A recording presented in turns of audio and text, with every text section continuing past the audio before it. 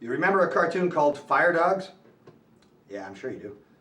Anyways, that's a cheater cartoon. So let me tell you what cheater cartoons are. Most of the old classic studios, like Warner Brothers and MGM, Disney, they would do a certain amount of, A cartoons, and then they would do some B cartoons that they could do fast, so that they could meet the deadlines and stuff. But, like Chuck Jones would make Roadrunner cartoons and Pepe Le Pew, which were kind of cheater cartoons, so he could make his amazing cartoons like Feed the Kitty or the Dover Boys, sort of one-shot cartoons. Well, we were strapped for time, and we were getting to the end of our story schedule, and we were short a couple of cartoons. So I sat down and said, what? I'm just going to make them firemen or something, or I'll make them fire dogs. They'll be Dalmatians. So I wrote the cartoon in about an hour or something like that, and then we just put it through production. And I figured everyone would get mad at me, but people turned out to sort of like the cartoon, and partly because of the fire chief character. The fire chief character was loosely based on my old boss, Ralph Bakshi. Ralph Bakshi, if you don't already know, I mean you should know because he's a very, very famous giant of a cartoonist. He basically pioneered adult cartoons in the 1970s with Fritz the Cat, Heavy Traffic, Coonskin, and he also did some of the first modern fantasy cartoons. He did Lord of the Rings, he did Wizards. He was very popular and very influential in the 1970s. He basically owned the 1970s in movies, animated movies. Well, he retired early in the 80s and then decided to come back about the mid-80s, and he called me up and said, "Hey, Johnny, I'm going to start a TV studio. I'm going to do stuff for Saturday morning cartoons." And I'm thinking to myself, Ralph Bakshi and Saturday morning cartoons? Here's a guy who made X-rated cartoons. Said, "All right, Ralph, come on over. We'll do it." So he shows up in Hollywood. He's from New York. And he wakes me up at 7 o'clock in the morning. "Come on, Johnny, let's get to work." So he makes a deal right away with CBS, ABC, and NBC to develop something like 5 different cartoons series each. And then at the end of the summer, they would look at them and decide if they wanted to put any of them into production. So Ralph and I and Lynn Naylor and Tom Minton and Jim Reardon and some other people, Dave Spafford, we spent the summer developing original Saturday morning cartoon ideas to pitch. Now the problem is, back in the 80s, when we were doing this, there was no such thing as an original cartoon on Saturday morning.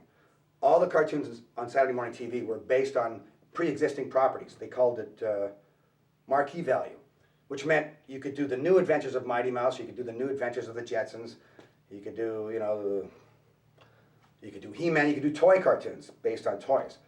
But the way the networks thought was, if you had a character that no one's ever seen before, the kids wouldn't know who it was and they wouldn't watch it.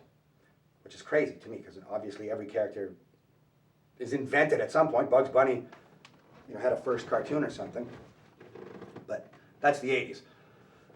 So Ralph and I develop all these shows. They all get rejected. So by the time he went to the 3rd network to get rejected, that was CBS, he's really mad. And this is this huge guy, right? He's 6'3", probably weighs 250 pounds or something. He's super strong. I've seen him pick up desks and throw them. He's a scary man, right? So he's in there screaming and pounding the desk.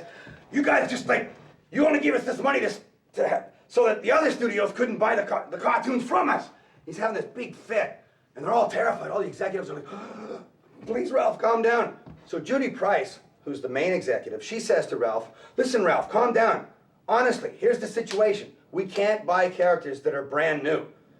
But if you had a character that was a pre-existing character that had marquee value, we buy that from you, promise. We promise. We love you, Ralph." So Ralph goes, "Marquee value? Fucking marquee? You want marquee value? I'll give you marquee value. I got a classic character." And they're all scared, right? "Who is it, Ralph? Who's the classic character?" And he thinks for 5 seconds. He goes, "I own Mighty Mouse." So they go, "Okay, we'll buy it. Just calm down." So he races back to his studio and tells his partner, which wasn't me after all, he says, "Quick, John, find out who the fuck owns Mighty Mouse. I just sold it to CBS." So sure enough, they call around, they find out Viacom owns it, which also owns what you're looking at right now, this shirt. He gets the rights to Mighty Mouse on the weekend, It calls me up again and says, Johnny, I need a studio. They think I got a studio. So I call up 35 of my friends who are all working at all the other studios in Hollywood, Hanna-Barbera, Filmation, Disney, whatever. And they all hate their jobs, right? Because all cartoonists in the 80s hated their jobs. So they all quit. And the following Monday, we had a studio full of 35 people, just from scratch. Judy Price shows up at the end of the week. We wrote all the stories over the weekend. And Tom Minton, Jim Reardon, and I, and Eddie Fitzgerald, we all pitched the stories. Judy loved them, and we were off. We made The New Adventures of Mighty Mouse in 1987. Now this was a historic event for animation, because that was the first cartoon that had been done in about 30 years that was actually made by cartoonists. Because all the cartoons made in the 60s, 70s, and 80s were made by executives, you know, and weird pseudoscience and focus tests and market testing and all this weird crap. But the cartoonists had no say in what they were doing. It wasn't like the old days, like Bugs Bunny and Daffy Duck and Tom and Jerry, where the cartoonists just made up everything and they didn't have to ask permission to do anything. Well, this was the closest that was in the 80s. Mighty Mouse was before The Simpsons, before Roger Rabbit, before Ren and Stimpy. This was the cartoon that really turned the tide and ushered in what they were calling in the 90s the Renaissance of animation. And Ralph Bakshi is completely responsible for that, because he kept the network people off our backs.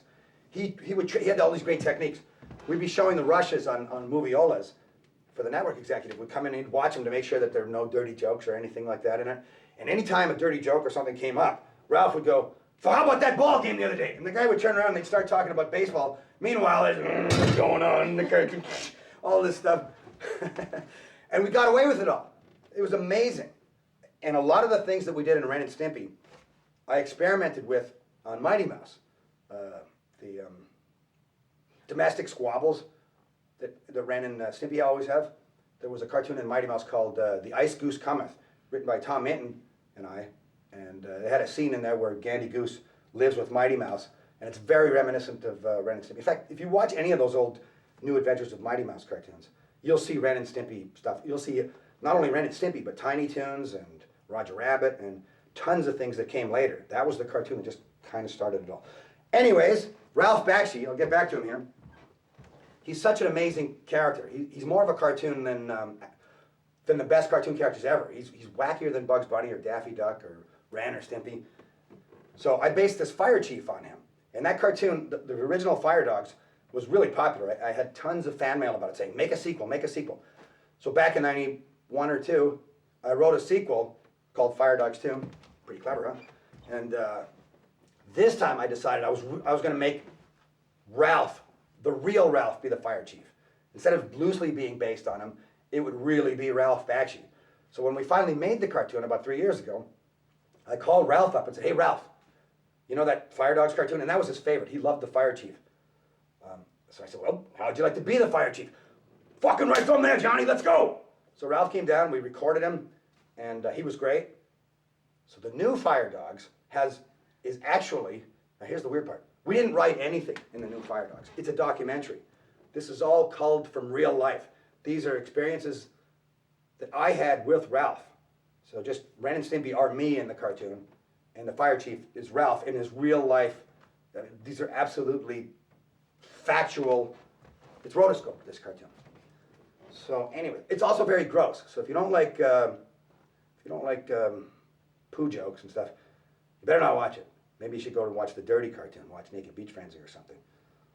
But it's very rude, this cartoon. But again, you know, I didn't make up any of it. And we had a lot of fun doing it. You're going to meet Jim Smith, hopefully. I'm going to try and get him over here. And he was one of the main guys on the New Adventures of Mighty Mouse, and he knew Ralph really well, and he drew all the greatest scenes in this next cartoon. Fire Dogs 2!